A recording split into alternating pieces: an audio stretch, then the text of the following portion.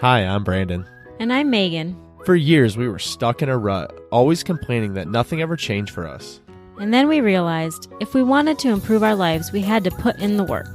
Each week on this podcast, we'll get into an aspect of personal growth, relationships, or just life. Through our own experiences and guest interviews, we hope to inspire you to make your own positive changes. Welcome to the Fools in Love podcast.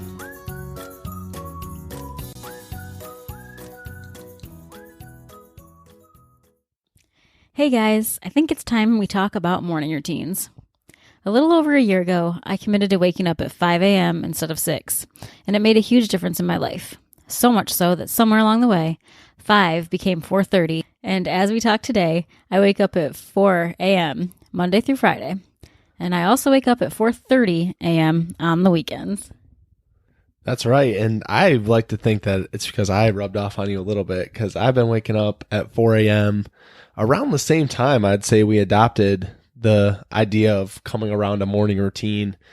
And really, we're going to get into a lot of the reasons why we did that, but I know a lot of people out there are going to be thinking we're crazy. Yep, they sure are.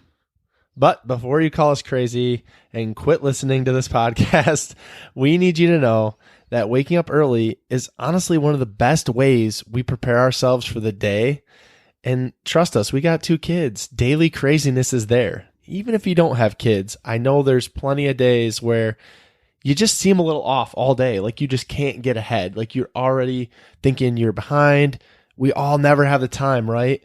And so morning routine is the easiest way to kind of look into that. And it's an easy place to grab onto and find and reclaim some of that time that you need.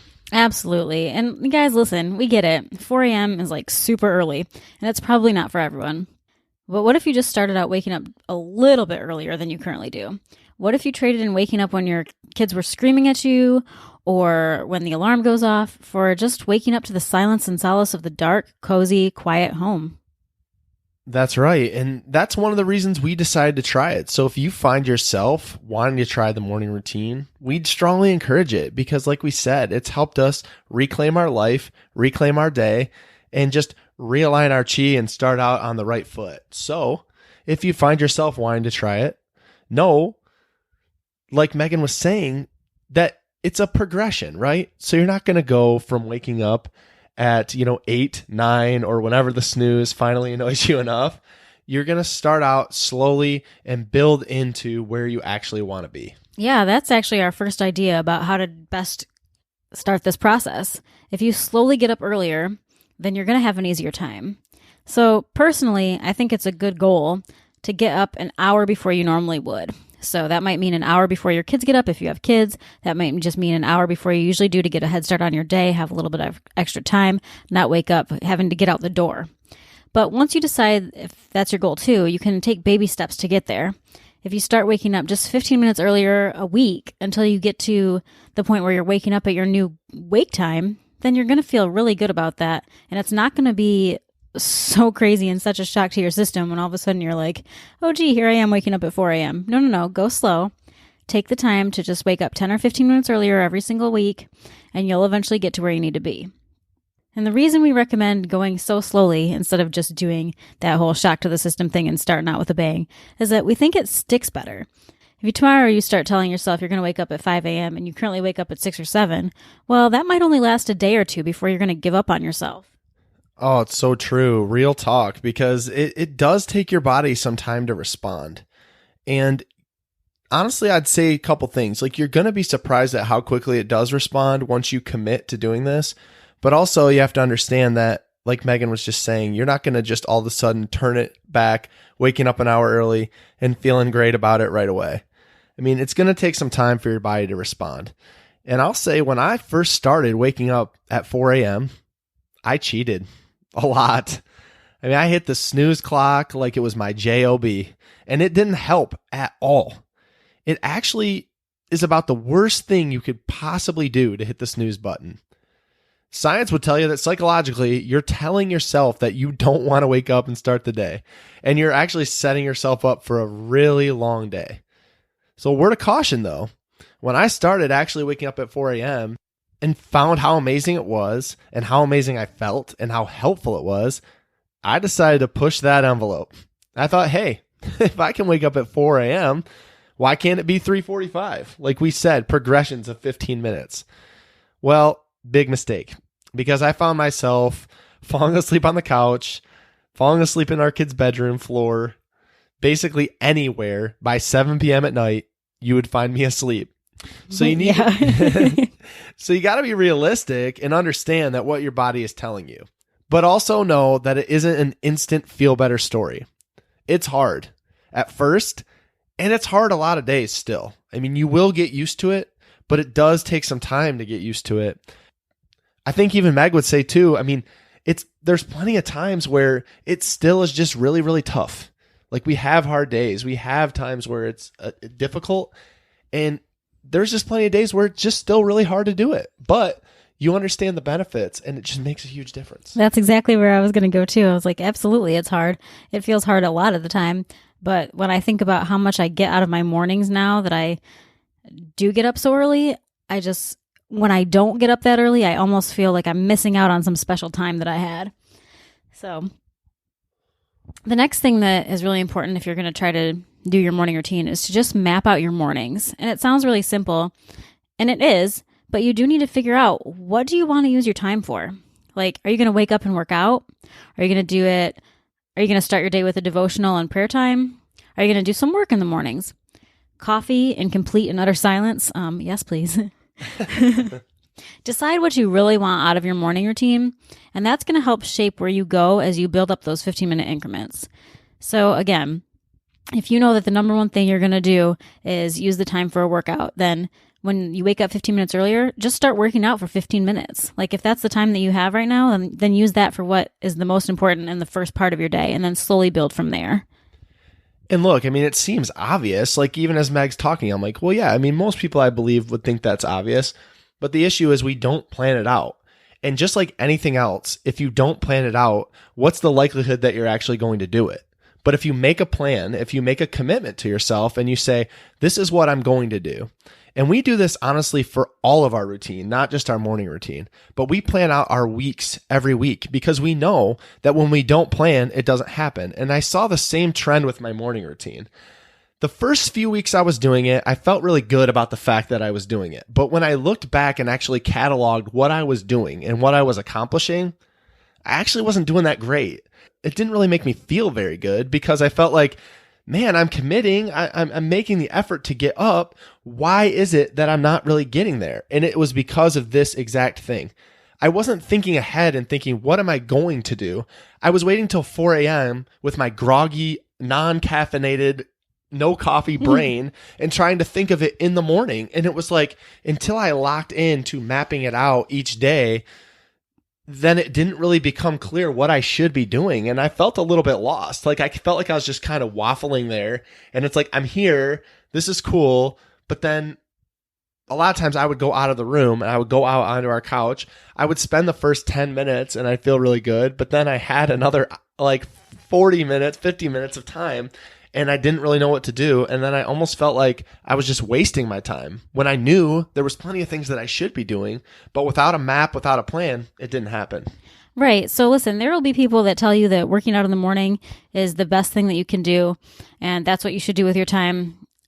It has to be what you want to do. Like, for instance, neither Brandon nor I work out in the morning. It's just not what we use our time for. And that's okay because we fit it in at the end of our day. But let me tell you what I do with my mornings. Before the kids even get up, I have showered.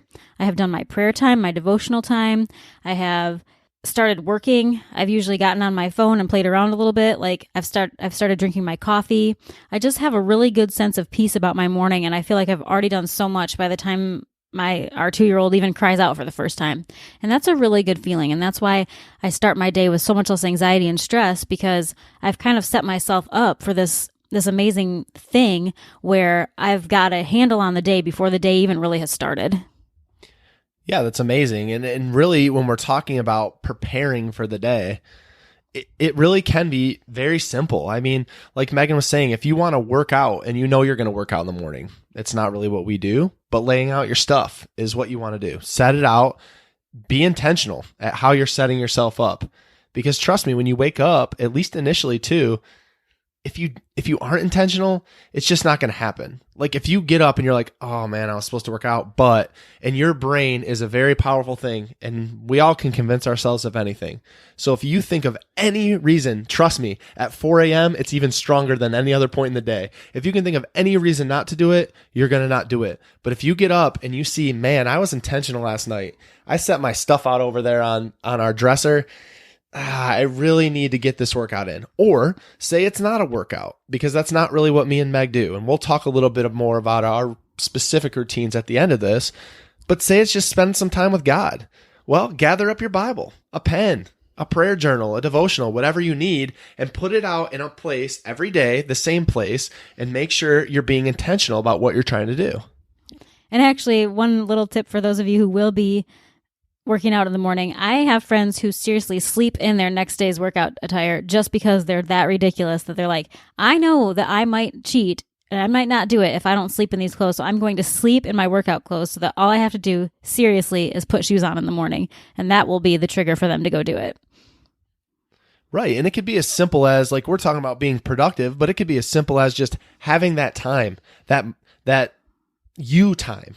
Like coffee for us without the kids, aka just some hot coffee, that's incredible to me. Even if you're not a parent, just like having some time away from your spouse, away from your partner, just a time for you. And I think it's so difficult to find that time for you. We always feel a little bit guilty, don't we? Because it's like, well, if it's me time, then it's selfish time. Mm-hmm. When self-care is never selfish, by the way. But being intentional about setting that time up for you, because like this is how you're really navigating your whole day. It can be from this point. And you can plant your feet and set a really strong foundation for your whole day, or you can waffle from the start and have it be just chaos all day. And that's how a lot of us live. And if you're being honest with yourself, that's probably a lot of your days are. And trust me, it can still happen. We still have plenty of days that are crazy no matter what we do. But I'd rather set my foundation. I actually have to laugh as I'm saying that because I think about the commercial. I don't even know what commercial it is, but it's like, it's some orange juice company. It might be Tropicana, but they're like, they show the person's whole day and they're like, well, I got a ticket. I was late to work. My boss yelled at me, but hey, I had my Tropicana in the morning, or whatever. But it's like, it's that simple. It's like being intentional from the start. But so what does that look like? I mean, if you're going to have your coffee in the morning, me and Meg both love our coffee. We are coffee snobs, and we are admittedly so. The first step is admitting it. So you want to make sure your beans are ground, if you're grinding your beans, to set out your favorite coffee cup. I mean, the more you prepare, the more invested that you'll actually be when you get up and when that morning arrives. Yeah. And another thing, just a word of caution is when you wake up this early, it's going to be very tempting to just stay in bed, which will lead you to fall asleep. So we're going to encourage you right now to get out of bed when you wake up. Now, that doesn't mean you have to stay out of bed, but it does mean you have to put your 2 feet on the floor, get out of bed, and help your body wake up for a minute before you settle into wherever your next spot is going to be. Yeah, and that's exactly where I was. Like when I first started doing this, I did not get out of bed. I would stay in bed for my whole morning routine, and it just seems simpler that way, right? Like the alarm goes off, I stay laying in bed. It's still comfortable. I kind of eased into it. I already told you I cheated when I first started on this, but I would stay in bed, and it simply didn't work. Because you know what would happen? Many days I'd find myself falling back asleep and forgetting, honestly, anything that I accomplished, anything that I thought of, because I was half awake. And I'm using the quotes with my hand, even though I know you can't see it. But this half awake thing doesn't allow you to get the full benefit. And trust me, I mean, if your house doesn't have space, like we live in a smaller ranch style house. So if you don't have the space and you have to stay in your room, say you don't want to disturb others in your house, say you feel like your room is the most comfortable place to be, then your room's fine. But just make sure you sit up and consciously make yourself wake up to start your day on the right foot. The next thing is to just not let one late wake up day derail you. So we kind of hinted at this, but you're going to have those mornings that you hit the snooze a few too many times. You're going to have times that you flat out won't get up early. You just kind of need to accept that things will come up. You have to accept that the babies won't sleep, and sometimes you're going to need more rest. That's okay. Just don't use it as an excuse to never get up early again. I think so often we use this whole like, well, I messed up once, I'm just gonna fail at life forever kind of a mentality. We see that all the time with people who are dieting and they have like, they cheat and eat a whole pizza or whatever, and then that's it. They just can't possibly get back on the wagon because they've already messed up. No, we don't have to do that. One morning, one pizza, whatever the one thing is, doesn't need to be that you've now failed at life and you can't start back up. Have your late morning, have your late week of mornings, whatever it's going to be, and then start doing it again. Yeah, that's right. And I mean, it happens a lot to us with working out too. Like I think about like there's plenty of days where I should run and I just don't do it for whatever reason. And again, that doesn't mean that I don't run for the rest of my life. It means I messed up, own it, give yourself some grace, move on. I mean, it happens a lot to us, honestly. Like our son is 2 and he still wakes up very early a lot of the time. And I mean, earlier than 4 a.m. And in those moments, you just have to abandon what you were doing and throw that day out the window. And not the day, by the way. He means that morning routine. Right. Yeah. Throw that morning out the window. But even if some days happen like that, know that most days don't. And you'll quickly see the benefit of getting up early. And I know for me, if I have an overly tough week or some additional challenges, I may just give myself a pass in the morning. And that's okay sometimes too. But I'll tell you, most of the times I feel bad for skipping out because I honestly know how much productivity I am missing out on. And I almost feel behind the rest of the day or like I'm playing catch up because I took that chance to not do it. Right. And honestly, right now we are in a season where we kind of have gotten off the weekend wake up thing because we've just been dealing with a lot, quite honestly, and sometimes it just feels good to sleep till 6. We're not going to sleep past 6 because our kids won't allow that. But for the past 2 weekends, we've been using the weekends to get some extra sleep, and that's okay too. It doesn't mean we're going to do it forever, and it doesn't, by the way, you don't have to do what we're doing. If you only want to wake up early on the weekdays and you're always going to sleep in on the weekend, that's cool too. Like, we're not telling you how to do your morning routine by any means. We're just saying what we do and that we've derailed from it temporarily right now just because of what's going on in our world, in our life, in our home, and our work. Right. And I know for me, like when we first started out doing this, I thought, well, I'll only do it certain days. And it's a lot more difficult. I don't know, like, if it's, a brain thing or if it's just a me thing. But when I don't fully commit to it, then it seems like it's a lot harder to start, right? Because then you're like, well, you just come up with a million reasons why you're not going to do it that day. Well, it's Arbor Day. Well, it's whatever. Well, it's this. Well, it's that. And we're saying, obviously, it does happen. I mean, we were just very honest with the fact that it can happen. But I would caution like saying, well, on the weekend, I'm just going to do whatever. Or on, certain weekdays, I'm just going to do whatever. Because that weekend becomes then like, well, is Friday the weekend? I think so. And then like, it's very easy to fall in that trend. So like, just basically, like Megan said, that's how we do it. But understand that like, you just need to clarify it in your own brain and be committed to yourself and what you decide. So say you decide that sleeping in on the weekend is what you're going to do. That's fine. But then don't let that bleed into what else you're doing as well. Like if you have a rough week, then don't miss out on that whole week. And that's really what we're trying to hone in on here. Don't let the one bad day derail you because it will happen. We all live in this world. Trust me, it will happen.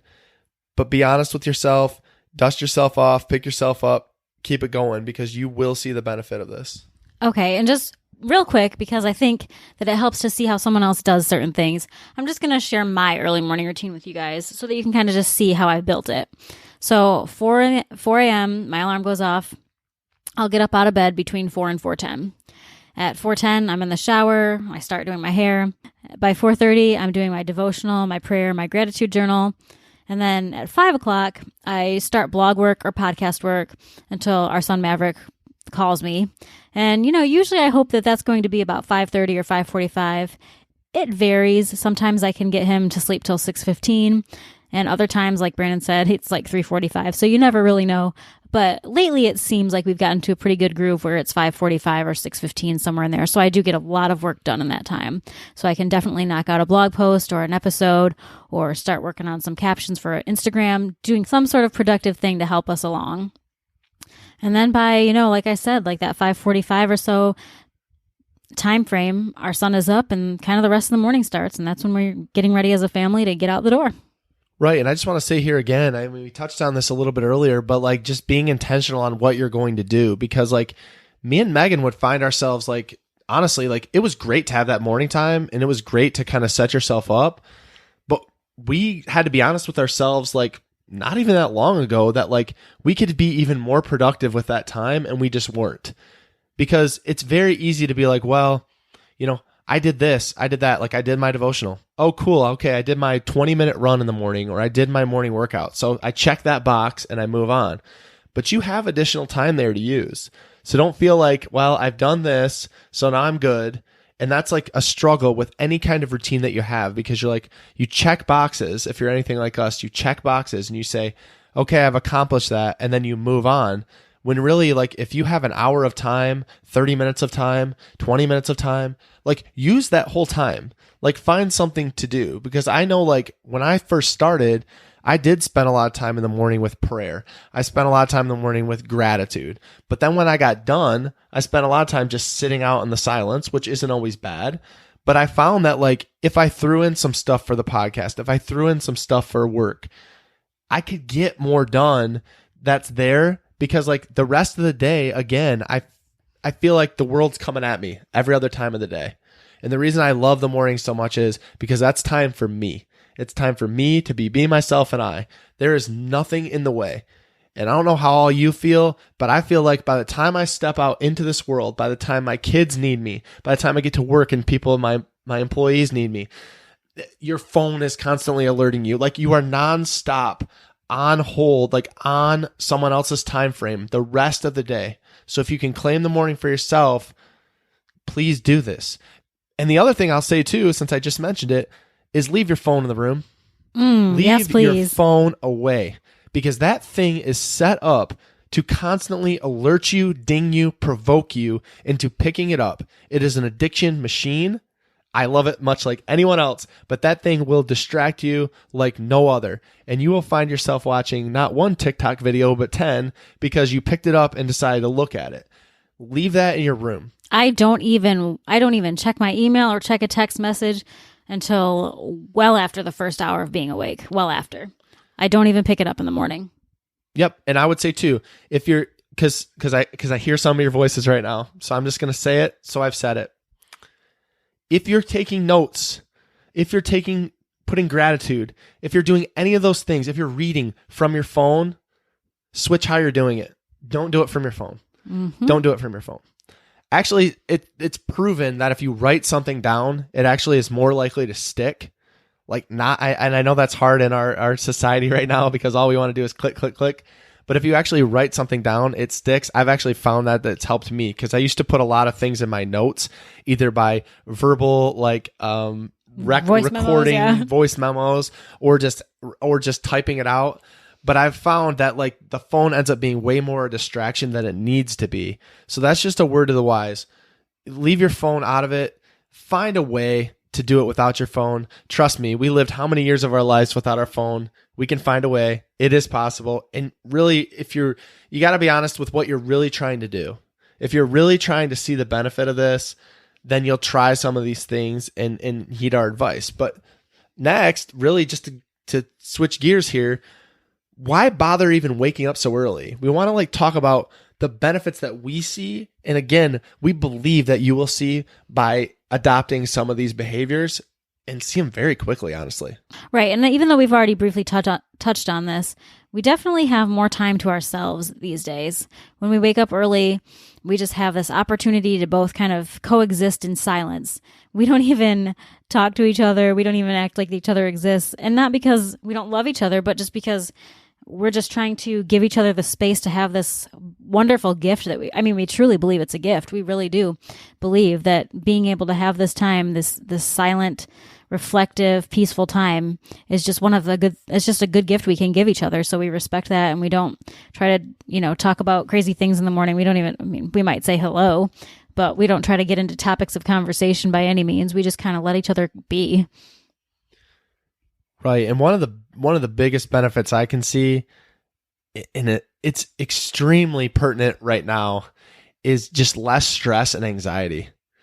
I think right now with the coronavirus, with all the stuff that we're all dealing with constantly being inundated with information and a lot of negativity and just like a lot of stress, and a lot of people are just have anxiety and angst of just the time we live in. When you wake up early and you start your day off peacefully, and for us, that means no kids, remember? And trust me, it's peaceful. But even if you don't have kids, I already talked about the whole world coming at you with all kinds of information. This time is for you. And when you have that time, when you have that time to plan, when you have that time to think, and I mean quiet, uninterrupted time, you're going to see that little bit of prep is reducing your stress level by about 1,000,000 points. Because for me, I've found myself a lot of times, especially right now with all the stuff going on, I'm buying into it and I'm becoming like inundated with it. And I want to be aware. Like, don't get me wrong. I want y'all to be aware about what's going on, but don't let it like bring your whole spirit down, because there's certain things you can control. And there's also certain things you can't control. Now, one of the things you can control is doing this morning routine, which is why we want to do this episode now. Because we know a lot of y'all are at home or stressed or anxious. And this is one of the things you can control. But understand there's a lot of things you can't control, which is going to lead to a lot of stress and anxiety if you allow it to. So grab that little bit of peace while you can. Absolutely. And you also might have the benefit, like we do, that you're just more productive.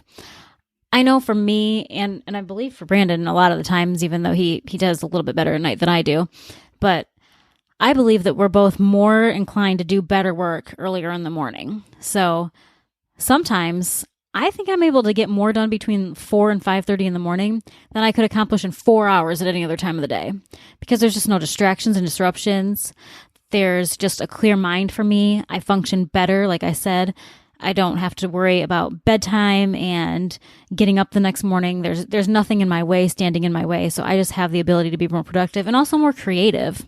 So I can really focus on my me time first and then work second. But all of that is productive because all of that is turning me into the person that I want to be. It's setting me up for a better day. It's setting me up for a better mindset. It's setting me up to be a better wife and a better worker and a better mother and all the things that I want to be, just because I'm able to start my day off on the right foot rather than waking up at the alarm when I'm all freaked out and my kids are screaming at me and there's 19 things to do. I've eliminated all that just by waking up early. I love that. And it actually reminded me, like, me and Megan a few weeks ago now had gone to a conference, and one of the conference speakers he took a little survey of the crowd, and he was just saying, where do you do your best thinking? And so he took a survey, is it like, and he's like, just shout it out. So people were like, in the shower, on a run, in the morning, like people were shouting out a bunch of stuff. He goes, you know what's crazy about all of what you guys said? None of it said work. None of it said like when you sitting were at my desk. Right. None of it said sitting at your desk. None of it said when you were in like the busyness of your day, which is ultimately like what you're paid to do. You're paid to have those best thoughts and energy in the middle of the day. But like we're all surrounded by all this craziness. So like Megan was just saying, and she said it's so great, I love it, is like that's your time. So claim your time. All of us, and I know I hear from a lot of you, like it's always a time thing, always. But this is your time. This is your time. So you need to start thinking about what your perfect morning would look like. Start thinking about all the things you'll tell everyone you just don't have the time for. And combine some of those things together and think about how you can make up some of your morning routine. Right. And here's some things that you could add. You could add exercise. You could add a prayer. You could add devotional and Bible study time, a hot shower, a hot cup of coffee. You could drink a full cup of water, because guess what's going to happen once your day starts? You're not going to. Could work on your gratitude journal, your affirmations, your meditation. You could journal. You could work. You could prepare for your day. And if you're going to prepare for your day during your quiet morning routine, then keep this one at the end, this preparing for your day, so that you can enjoy your first moments quietly, not running around your house. Yeah, and obviously you're going to have to pick and choose here too, because again, we don't want you to get stressed out just on the more to-do lists, right? That's what we're trying to avoid. You're trying to set yourself up. So an hour is a lot of time for a couple things. And it's not nearly enough time for 5 to 10 things. Like, we're not saying go through this whole list, and we would never want you to. And again, if your routine's going to be 15 minutes to start, then you might find that you only have time for one thing. But no matter how you build up your morning, once you set up the habits, you'll feel ready to take on your days just a little bit more. And you're going to start your day off on the right foot, whatever that looks like for you. So this week, we want to challenge you. We want to challenge you to set your alarm for 15 minutes earlier. We want to challenge you to pick one thing, just one thing of the things we discussed or something that you come up with on your own that you're going to do in those 15 minutes. Just stick to it for the whole week. Just let us know how you feel after the week, because our guess is that it's going to feel really good to have one thing off your list before your day would have ever even started. And if you do that, please DM us. We want to be your cheerleader. We want to help you through it. And we know what a difference it'll make because it's made such an infinite difference to us. Have a great week, guys. Hey, B, what did you think of that episode? I think it was pretty dang good. Well, what should someone do if they enjoyed these last 30 minutes? They should probably head over and leave us a review so we can reach more people. They definitely should. Guys, if you like the Fools in Love podcast, please go follow us over on Instagram at Fools in Love Podcast. We'd love to connect with you and learn more about what you'd like to hear.